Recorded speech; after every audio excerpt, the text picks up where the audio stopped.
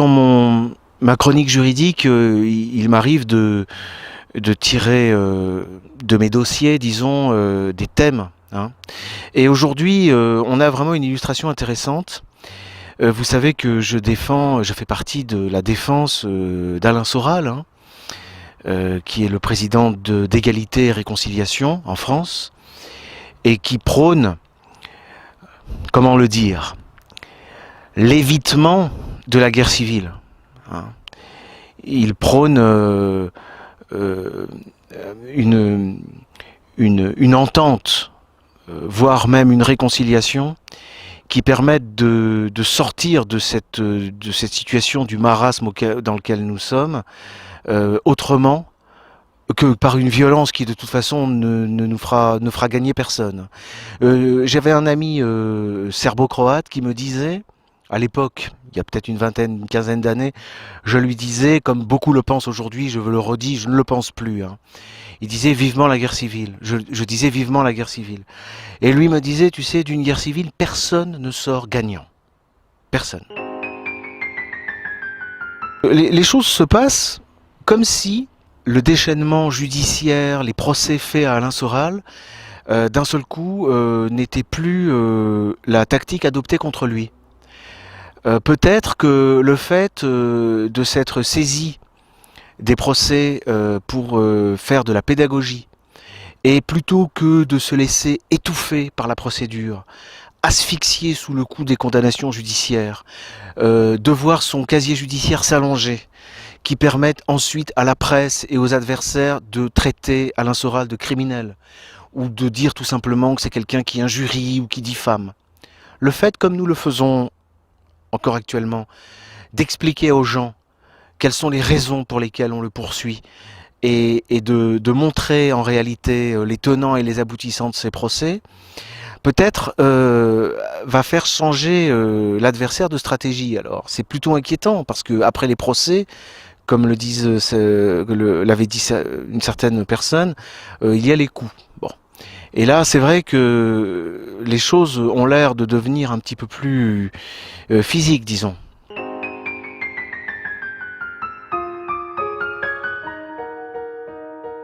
Et donc Alain Soral reçoit une lettre curieuse, hein, surprenante, qui émane du ministère de l'Intérieur français, et qui, en substance, lui dit que il a été remarqué que des listes de noms de gens à supprimer circulent dans des milieux proches de l'entité appelée Daesh, c'est-à-dire les terroristes, comme on les appelle, et que son nom figure sur ces listes. Bon. Mais que faute de plus d'éléments, le ministère n'envisage pas du tout de le protéger. Maintenant, pour adopter une autre attitude, il faut qu'il vienne se confesser, en somme, au ministère, qu'il explique en gros ce que sont ses projets, ses lieux d'habitation, bref, qu'il entre dans une collaboration active avec le ministère. Donc là vous avez quelque chose d'absolument révélateur du monde pernicieux, enfin de la perversité dans laquelle la politique actuelle baigne, enfin que le gouvernement français, qui est l'ennemi déclaré, officiel, d'Alain Soral, qui d'ailleurs a mis en place des commissions d'experts autoproclamés, comme la DILCRA, pour démontrer la congruence entre le mouvement Daesh et le mouvement d'Alain Soral. Bon. Que ce gouvernement français-là vienne voir Alain Soral en lui disant « Nous pouvons, nous, vous protéger de Daesh », il y a quelque chose d'assez extraordinaire. D'autant que bon nombre pensent que Daesh est une création atlantiste, enfin, voire israélienne. Je ne parle pas des masses, de la base, des membres de ces organisations, mais du sommet. Et en tout cas des armes, les armes, le matériel. Qui fournit le matériel des djihadistes, entre guillemets, qui sont en Irak et en Syrie? C'est du matériel français. François Hollande l'a reconnu. Donc c'est lui qui arme les terroristes, entre guillemets, et qui aujourd'hui propose sa protection. Enfin, il y a quelque chose de très surprenant. Dans cette lettre, le ministère décrit les projets de Daesh. Hein. Donc faire des listes de personnalités pour les assassiner, faire des listes de lieux stratégiques qui pourront être des cibles, des lieux de transport, des services publics, des centres commerciaux, de loisirs, bref, tout un plan d'agression. Ce qu'il faut savoir, c'est que depuis 2011, la Syrie vit exactement une agression organisée de la sorte. Et cette agression, y participe le gouvernement français. On le sait, puisque quand l'armée arabe syrienne parvient à encercler finalement des terroristes, comme ça a lieu en ce moment à Alep, comme ça a eu lieu à Homs en 2012, je crois, on a des agents français à la tête. Pas seulement français, il y a aussi des Anglais, des Israéliens, des Américains. Il y a des agents sur place. Personne ne s'en cache. Ce sont les Américains qui entraînent les djihadistes, entre guillemets. Bon. Ce que le ministère est en train de décrire comme étant le projet pour la France, c'est exactement le projet que ce même gouvernement a appliqué en Syrie. C'est-à-dire, on fait une liste de personnalités. Mais vous êtes par exemple médecin ou chirurgien. Vous êtes sur la liste. Donc, vous dormez, vous êtes chez vous, des gens surgissent, vous abattent. Voilà, on supprime un chirurgien. On supprime un professeur d'université.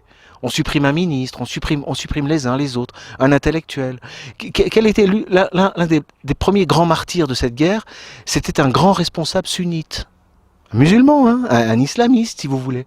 Seulement, il n'allait pas dans le sens de la campagne généralisée contre le tyran Bachar el-Assad. Comprenez? Donc on l'a éliminé. Bon. Donc on veut nous faire croire que ce genre de projet, c'est l'autre. Hein, alors que c'est tout à fait les techniques malheureusement, de ceux qui actuellement gouvernent en France. Hein. Évidemment que en tant que personnellement, je peux le dévoiler, en tant que chargé de la défense d'Alain Soral, moi, ce que je conseille dans un cas comme ça, c'est tout simplement d'envoyer le gouvernement français promener. Ce sont des techniques de mafieux de proposer sa protection comme ça. Vous savez, c'est un peu comme quand l'ONU envoie des observateurs sur place dans un pays comme l'Irak. C'est très mauvais signe. Ça veut dire que l'offensive ne va pas tarder. Ils sont là simplement pour repérer les cibles, pour détecter les... Vous voyez? Bon. Alors, évidemment, c'est inquiétant, mais la situation est inquiétante. Hein. Les choses sont en train de... C'est un peu un tremblement de terre qui a lieu en ce moment. Bon. Ce gouvernement, il n'y a pas besoin d'être complotiste, hein, comme on dit, pour observer que ce qu'il appelle sa lutte contre le terrorisme, c'est une escroquerie. Hein. Il se livre au contraire qu'à une lutte contre le terrorisme. Il fait la promotion du terrorisme. Le seul fait d'employer le mot terrorisme, dès qu'il y a un attentat, des morts, etc., ça participe du terrorisme. Est-ce que vous savez que pour un terroriste, le plus précieux, c'est pas de mettre des vies en danger, non, il faut terroriser, évidemment. Et comment vous voulez terroriser aujourd'hui, sinon par les médias? Est-ce qu'on sait combien coûte la seconde de télévision? La seconde sur une radio nationale? Ce que représente le fait, pour une organisation terroriste, d'avoir, comme ça a lieu en France avec l'affaire Charlie, avec le Bataclan, encore avec Nice, toutes les télés, toutes les radios au service de la propagande. Parce que c'est ça. Le gouvernement français se met au service de la propagande terroriste. Il fait de la propagande terroriste. Bon. Quand il emploie le terme de guerre, tous les experts le disent, la première erreur à commettre quand on est face à des terroristes, c'est de parler de guerre. La seule stratégie possible, quand vraiment on veut lutter contre le terrorisme, entre guillemets, c'est de traiter les agents qui commettent des attentats comme de vulgaires criminels. Lorsque vous commencez à instaurer des états d'urgence généralisés, à affoler la population, à changer la loi, à créer des lois spéciales, ça veut dire que vous reconnaissez que vous n'avez pas en face de vous des brigands, des voyous, mais une cause légitime, voire même une population, plus loin un État. Et ils l'ont leur État, ils l'ont créé puisqu'ils l'ont créé en Irak. Donc il faut comprendre, c'est pas sorcier, il y a une logique dans laquelle, de gré ou de force, peut-être comme ça serait du niveau de à l'insu de leur plein gré, ils sont entraînés, le gouvernement français est entraîné dans une spirale infernale. Et le gouvernement précédent, je rappelle, avait pour ministre des Affaires étrangères Juppé. Juppé a été à l'offensive en Syrie. Le moment des printemps arabes, c'est lui qui était aux manettes. Donc qu'il y ait une alternance, comme c'est probable, il n'y aura aucune alternance. Ça va être exactement le même régime. Ce que le gouvernement français appelle la guerre, c'est sa guerre. Hein, c'est sa guerre à lui. Hein. La guerre d'Alain Soral, c'est une guerre métapolitique. Alain Soral, c'est d'abord un écrivain. Et c'est resté, c'est avant tout encore un écrivain. C'est un intellectuel, voilà. Donc il n'a rien à voir avec j'allais dire avec les manœuvres dans lesquelles on sait qu'au premier rang on a l'entité israélienne, les Américains, l'argent de l'Arabie Saoudite, hein, l'argent du Qatar, parce qu'on ne veut pas du Burkini, mais on veut bien du pétrole du Qatar et de l'argent de l'Arabie Saoudite, à qui on vend des armes, ça on en veut bien. Donc on veut on veut l'argent, mais pas le Burkini. Mais ce sont les mêmes qui achètent nos armes et qui nous vendent des Burkinis.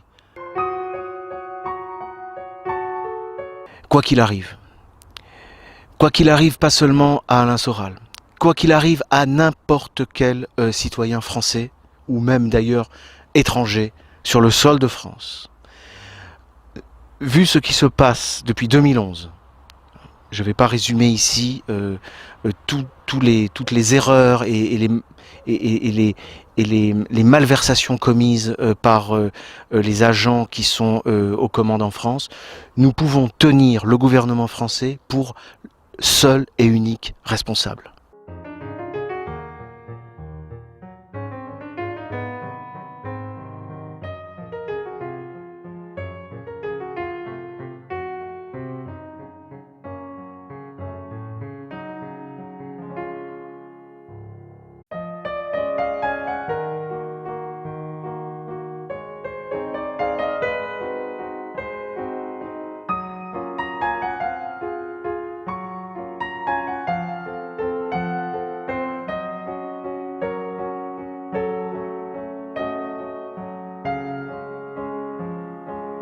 Dans ma chronique juridique, il m'arrive de tirer de mes dossiers, disons, des thèmes. Hein. Et aujourd'hui, on a vraiment une illustration intéressante. Vous savez que je fais partie de la défense d'Alain Soral, hein, qui est le président d'Égalité et Réconciliation en France, et qui prône, comment le dire, l'évitement de la guerre civile. Hein. Il prône une entente, voire même une réconciliation, qui permette de sortir de cette situation du marasme dans lequel nous sommes, autrement que par une violence qui de toute façon ne fera gagner personne.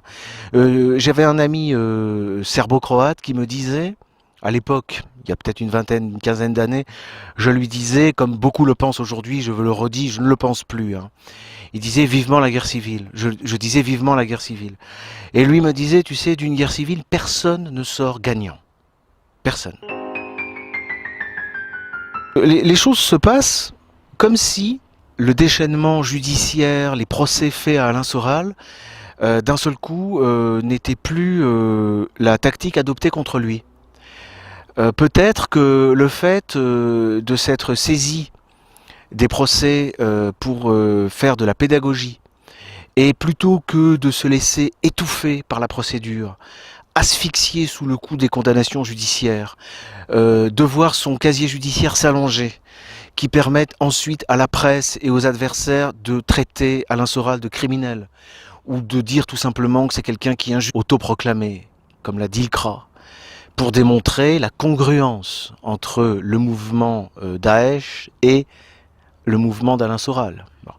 Que ce gouvernement français-là vienne voir Alain Soral en lui disant « Nous pouvons, nous, vous protéger de Daesh », il y a quelque chose d'assez extraordinaire. D'autant que bon nombre pensent que Daesh est une création atlantiste, enfin, voire israélienne. Je ne parle pas des masses, de la base, des membres de ces organisations, mais du sommet. Et en tout cas des armes, les armes, le matériel. Qui fournit le matériel des djihadistes, entre guillemets, qui sont en Irak et en Syrie? C'est du matériel français. François Hollande l'a reconnu. Donc c'est lui qui arme les terroristes, entre guillemets, et qui aujourd'hui propose sa protection. Enfin, il y a quelque chose de très surprenant. Dans cette lettre, le ministère décrit les projets de Daesh. Hein. Donc faire des listes de personnalités pour les assassiner, faire des listes de lieux stratégiques qui pourront être des cibles, des lieux de transport, des services publics, des centres commerciaux, de loisirs, bref, tout un plan d'agression.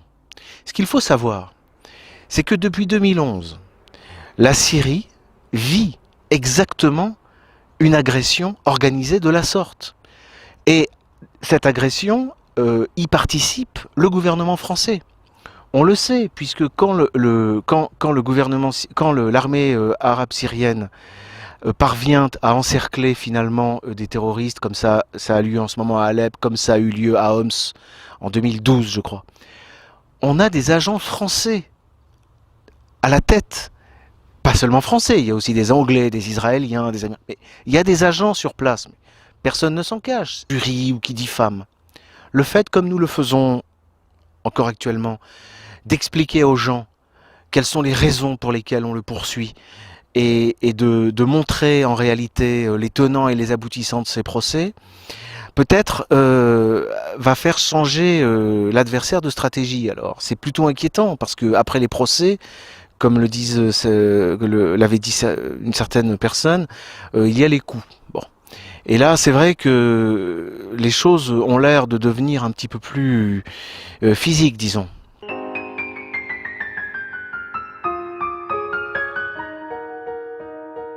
Et donc Alain Soral reçoit une lettre curieuse, hein, surprenante, qui émane du ministère de l'Intérieur français, et qui, en substance, lui dit qu'il a été remarqué que des listes de noms de gens à supprimer circulent dans des milieux proches de l'entité appelée Daesh, c'est-à-dire les terroristes, comme on les appelle, et que son nom figure sur ces listes. Bon. Mais que faute de plus d'éléments, le ministère n'envisage pas du tout de le protéger. Maintenant, pour adopter une autre attitude, il faut qu'il vienne se confesser, en somme, au ministère, qu'il explique en gros ce que sont ses projets, ses lieux d'habitation, bref, qu'il entre dans une collaboration active avec le ministère.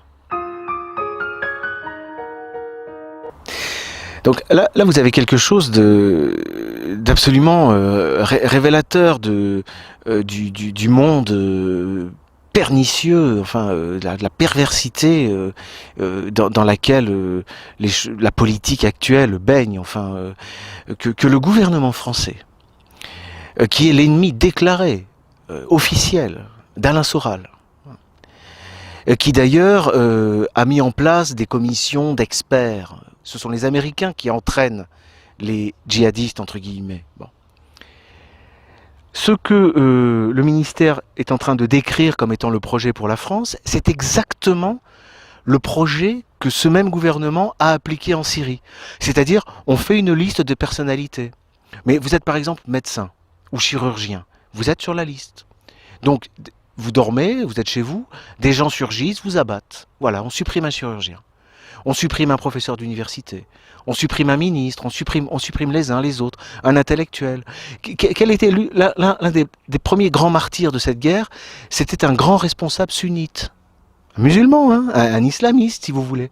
Seulement, il n'allait pas dans le sens de la campagne généralisée contre le tyran Bachar el-Assad.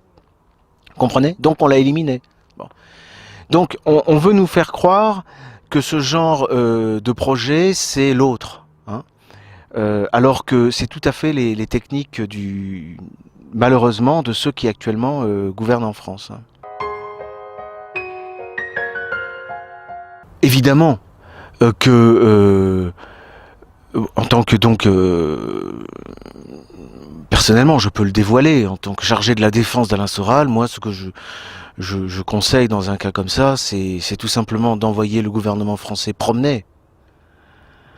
Ce sont des techniques de mafieux de proposer sa protection comme ça. Vous savez, c'est un peu comme quand l'ONU envoie des observateurs sur place dans un pays comme l'Irak. C'est très mauvais signe. Ça veut dire que l'offensive ne va pas tarder. Ils sont là simplement pour repérer les cibles, pour détecter les... Vous voyez? Bon. Alors, évidemment, c'est inquiétant, mais la situation est inquiétante. Hein. Les choses sont en train de... C'est un peu un tremblement de terre qui a lieu en ce moment. Bon. Ce gouvernement, il n'y a pas besoin d'être complotiste, hein, comme on dit, pour observer que ce qu'il appelle sa lutte contre le terrorisme, c'est une escroquerie. Hein. Il se livre au contraire qu'à une lutte contre le terrorisme. Il fait la promotion du terrorisme. Le seul fait d'employer le mot terrorisme, dès qu'il y a un attentat, des morts, etc., ça participe du terrorisme. Est-ce que vous savez que pour un terroriste, le plus précieux, c'est pas de mettre des vies en danger, non, il faut terroriser, évidemment. Et comment vous voulez terroriser aujourd'hui, sinon par les médias? Est-ce qu'on sait combien coûte la seconde de télévision? La seconde sur une radio nationale? Ce que représente le fait, pour une organisation terroriste, d'avoir, comme ça a lieu en France avec l'affaire Charlie, avec le Bataclan, encore avec Nice, toutes les télés, toutes les radios au service de la propagande. Parce que c'est ça. Le gouvernement français se met au service de la propagande terroriste. Il fait de la propagande terroriste. Bon. Quand il emploie le terme de guerre, tous les experts le disent, la première erreur à commettre quand on est face à des terroristes, c'est de parler de guerre. La seule stratégie possible, quand vraiment on veut lutter contre le terrorisme, entre guillemets, c'est de traiter les agents qui commettent des attentats comme de vulgaires criminels. Lorsque vous commencez à instaurer des états d'urgence généralisés, à affoler la population, à changer la loi, à créer des lois spéciales, ça veut dire que vous reconnaissez que vous n'avez pas en face de vous des brigands, des voyous, mais une cause légitime, voire même une population, plus loin, un État. Et ils l'ont leur État, ils l'ont créé, puisqu'ils l'ont créé en Irak. Donc il faut comprendre, c'est pas sorcier, il y a une logique dans laquelle, de gré ou de force, peut-être comme ça serait du niveau à l'insu de leur plein gré. Ils sont entraînés. Le gouvernement français est entraîné dans une spirale infernale. Et le gouvernement précédent, je rappelle, avait pour ministre des Affaires étrangères Juppé. Juppé a été